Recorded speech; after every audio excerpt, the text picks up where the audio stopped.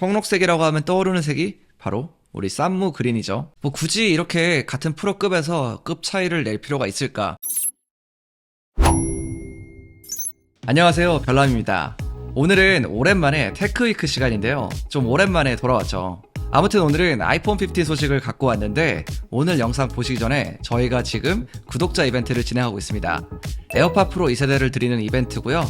참여하시는 방법은 하단 고정 댓글과 설명란에 자세하게 나와 있습니다.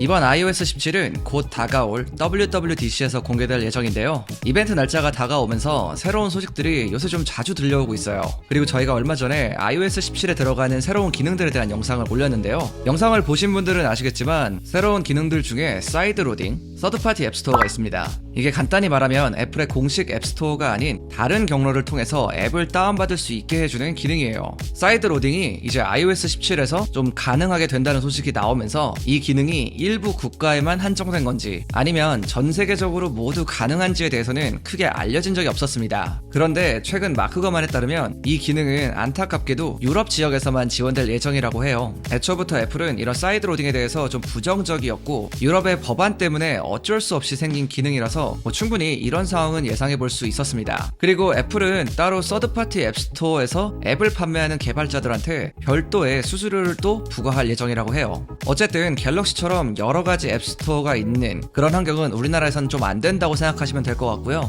그리고 아이패드 OS 17에 대한 내용도 있는데요. 지원되는 기기에 대한 소식입니다. 현재 예상되는 지원 기기는 아이패드 에어 3세대 이상, 아이패드 6세대 이상, 아이패드 미니 5세대 이상, 2017년형 아이패드 프로 이상 모델들은 새로운 아이패드 OS 17을 사용할 수 있다고 합니다. 지원되지 않는 기기를 예를 들어보면 아이패드 5세대, 9.7인치 아이패드 프로 1세대, 그리고 12.9인치 아이패드 프로 1세대가 있어요. 아이패드 프로 1세대가 업데이트에서 제외된 건 이번이 처음이 되는 것 같은데 명색이 프로인데 이건 좀 아쉬운 부분입니다.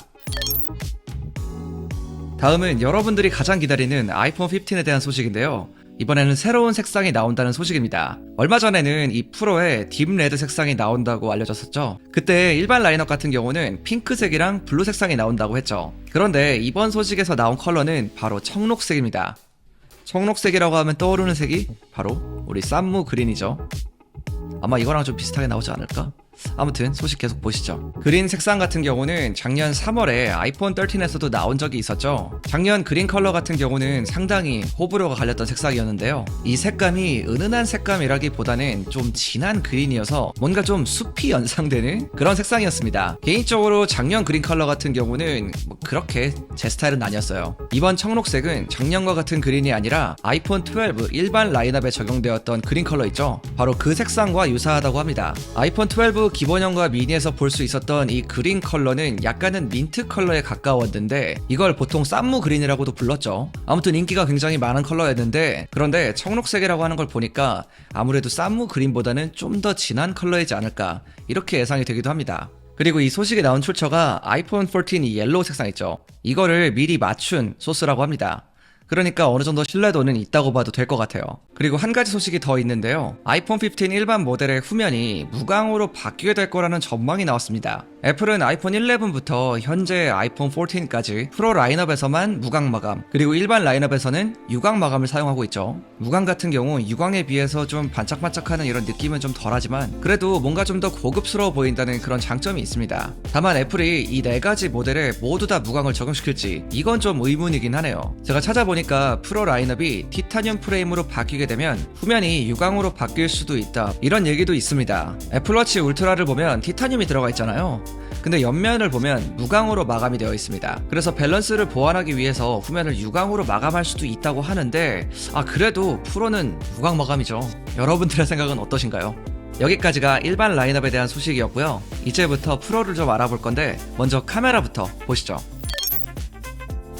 얼마 전 나온 소식에 따르면 아이폰 15 프로 맥스에는 기존보다 상당히 좋아진 카메라 센서가 탑재될 것으로 보입니다. 아이스 유니버스에 따르면 아이폰 15 프로 맥스에는 소니의 최신 센서인 IMX903이 들어갈 예정이라고 해요. 작년 아이폰 14 프로 맥스에는 IMX803 센서가 들어갔는데요. 큰 차이점으로는 센서의 사이즈입니다. 기존 14 프로 맥스에 들어갔던 센서의 사이즈는 1.28분의 1인치였던 반면 이번에 들어가는 센서의 크기는 1.14분의 1인치입니다. 이제는 센서의 크기가 거의 1인치에 가까워졌는데, 그래서 이제는 센서가 좀 더 커진다고 볼 수가 있는데, 근데 여러분들 이렇게 센서가 커지면 과연 어떤 점이 좋아질까요? 뭐 카메라 전문가분들은 잘 아시겠지만 어쨌든 센서의 크기가 커지면 좀 더 빛을 잘 받아들일 수 있게 됩니다. 이제 카메라는 빛을 얼마나 잘 받아들이냐, 여기서 이제 품질 차이가 나는 거거든요. 이렇게 센서의 사이즈가 커지면 좀 더 빛을 잘 받아들일 수가 있기 때문에 당연히 더 고품질의 사진을 찍을 수가 있게 됩니다. 그리고 저조도에서도 좀 더 좋은 사진을 찍을 수가 있게 되고요. 참고로 제가 지금까지 설명드린 거는 이제 메인 카메라 센서를 말하는 거고요. 망원 렌즈 같은 경우는 이번에 잔망경 렌즈가 탑재될 전망인데, 이건 6배의 광학 줌이 가능한 걸로 알려져 있죠. 아무튼 이렇게 되면 같은 프로 라인업이라고 해도 프로보다는 프로 맥스의 카메라가 좀 더 좋은 성능을 가지게 되는 건데, 뭐 굳이 이렇게 같은 프로급에서 급 차이를 낼 필요가 있을까, 좀 이런 의문도 듭니다. 아무튼 이 부분은 좀 더 소식을 지켜보면 좋을 것 같습니다. 그리고 프로 라인업에 한 가지 더 소식이 있는데요, 바로 이 측면 버튼에 관한 소식입니다. 이게 굉장히 최근에 화제가 됐었는데, 얼마 전에는 뭐 솔리드 스테이트 버튼이 들어간다고 했다가 또 최근에는 뭐 물리 버튼으로 다시 들어간다고도 하죠. 현재는 물리 버튼으로 좀 무게가 실리고 있는 상황인데, 뭐 애플 쪽에서 유출자를 좀 가려내기 위해서 내놓은 소식이라는 얘기도 있어요. 최근에 물리 버튼이 들어간 렌더링도 나왔는데요, 이 디자인은 애플이 솔리드 스테이트 버튼을 넣기 전에 사용하려고 이미 계획했던 디자인이라고 해요. 렌더링을 보면 기존과 같은 투 버튼 방식인데, 여기서 물리 버튼이 들어간 걸 확인할 수가 있었고요. 다만 버튼이 기존과는 좀 다른 모습이죠. 기존에는 볼륨 버튼이 각각 분리가 되어 있었는데 여기서는 붙어있는 모습입니다. 그리고 음소거 스위치도 굉장히 궁금하실 것 같은데요, 이번에 음소거 스위치는 액션 버튼으로 바뀐다고 합니다. 애플워치 울트라를 보면 오렌지색 버튼이 하나가 있죠. 그게 바로 액션 버튼이에요. 특정 기능을 세팅해 놓고 바로 사용할 수 있게 해주는 뭐 버튼이라고 보시면 되는데, 뭐 이것과 비슷한 버튼이 아이폰에 탑재된다는 소리입니다. 이렇게 아이폰에 액션 버튼이 들어가게 되면 카메라로 촬영을 할 때 여러 가지 역할을 할 수 있게 된다고 하는데요, 뭐 여러분들 카메라로 사진을 찍을 때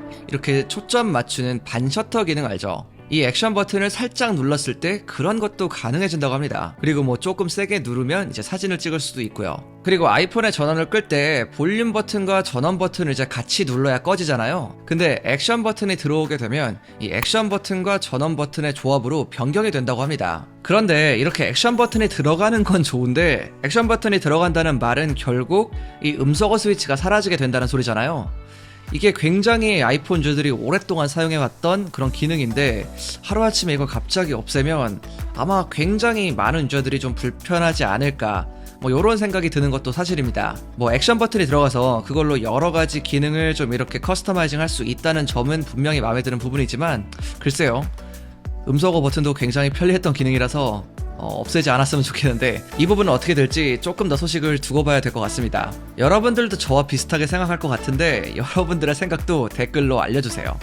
자, 오늘은 이렇게 아이폰 15 시리즈에 대해서 굉장히 많은 이야기를 나눠봤습니다. 궁금하신 사항이 있으면 아래 댓글로 남겨주시고요, 그리고 이벤트도 많은 참여 부탁드립니다. 오늘 제가 준비한 영상 여기까지고요, 지금까지 별남이었습니다. 바이.